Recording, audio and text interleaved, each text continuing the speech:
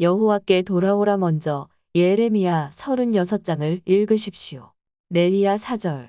리세야의 아들이며 예레미야 선지자의 계인 비서인 바룩의 아버지입니다. 그는 또한 시드기야 왕의 수행원인 스라야의 아버지입니다. 들라야 12절. 에르웨네의 아들들 가운데 한 사람으로 다윗의 자손입니다. 대상 3 24 셀레미야 14절. 고핫 계열의 레위 사람으로 성전의 문지기였습니다. 쪽 23절. 쪽으로 번역된 히브리어 단어는 본래 그 위에 글을 쓸 수 있도록 만든 평평한 나무 조각이나 상어 조각을 가리키며 이를 여러 개 잇고 접어서 문서를 그 위에 기록했습니다. 1. 바룩이 여호와의 성전에서 두루마리를 낭독하다. 36 1에서 19 바벨론의 제1차 침입 당시 예레미야는 감금된 상태였습니다.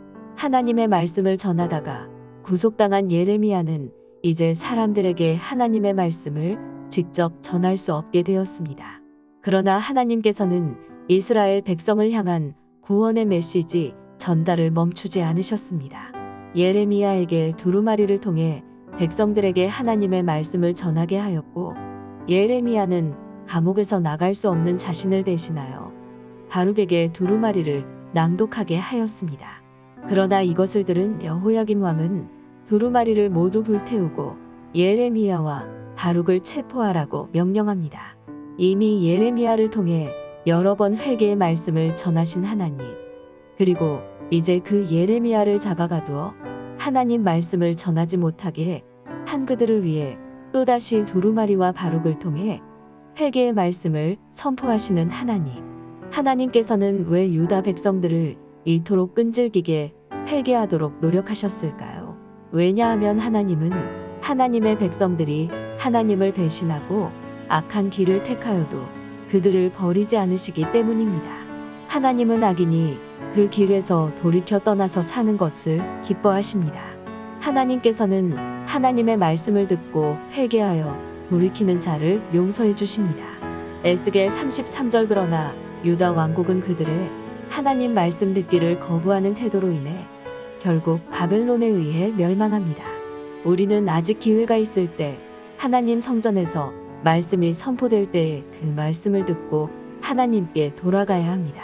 하나님께서는 우리가 그분께 돌아가기를 거절하여도 쉽게 포기하지 않으실 것입니다. 그러나 하나님은 오래 참으시지만 영원히 참지는 않으십니다. 하나님은 자비와 긍휼의 하나님이면서 동시에 공의와 심판의 하나님이시기 때문입니다. 우리 삶에 혹 악한 길로 접어들지라도 하나님의 말씀을 따라 회개하는 축복이 있기를 원하고 기도합니다. 2. 여호와의 말씀을 업신여긴 왕 36, 20에서 32 본문은 하나님의 말씀을 대하는 태도에 관한 교훈을 주고 있습니다. 두루마리에 기록된 하나님의 말씀이 선포되었을 때 예루살렘의 백성들은 금식을 선포하였던 반면 유다 왕 여호야김은 이와는 완전히 대조되는 모습을 보여줍니다. 말씀이 낭독되자 화롯불에 두루마리를 태워버린 것입니다. 하나님의 말씀을 업신여겼다는 뜻입니다. 그뿐만 아니라 여호야김은 하나님의 사람 예레미야와 바룩을 잡아 해하려고 하였습니다. 그러나 하나님은 그들을 숨기셨고 다시 다른 두루마리의 말씀을 기록하게 하셔서 심판을 선언하십니다. 백성들은 금식을 선언했지만 유다의 왕이 하나님의 말씀을 청종하지 않은 결과 남유다 전체에 대한 심판이 선포됩니다. 이를 통해 하나님의 말씀을 가볍게 여기지 않는 것이 얼마나 중요한 일인지 깨닫게 됩니다. 하나님의 말씀은 오늘 우리에게도 계속해서 선포됩니다. 그런데 그 말씀은 언제나 내가 듣기에 좋은 것만은 아닙니다. 때로는 나의 마음에 찔림을 주고 불편하게 할 때가 있습니다. 특히 지금의 모습을 회개하고 돌이키라고 말씀합니다. 이때 우리의 태도는 어떠합니까? 혹시 그 찔림과 불편함 때문에 회피하거나 무시하려는 경우가 있습니까? 이 경우가 바로 본문에 나타나는 여호야김의 모습, 곧 하나님의 말씀을 업신여기는 모습이라 할 수 있습니다. 하나님의 말씀을 업신여기지 않는 사람은 찔림과 불편함으로 다가오는 말씀조차 잘 수용하여 삶을 진지하게 되돌아보고 회개의 자리로 나아가는 자입니다.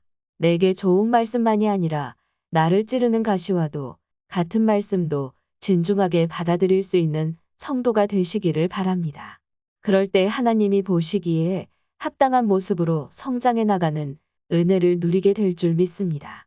최종적 판단은 세상이 아니라 하나님께서 하시는 것이다.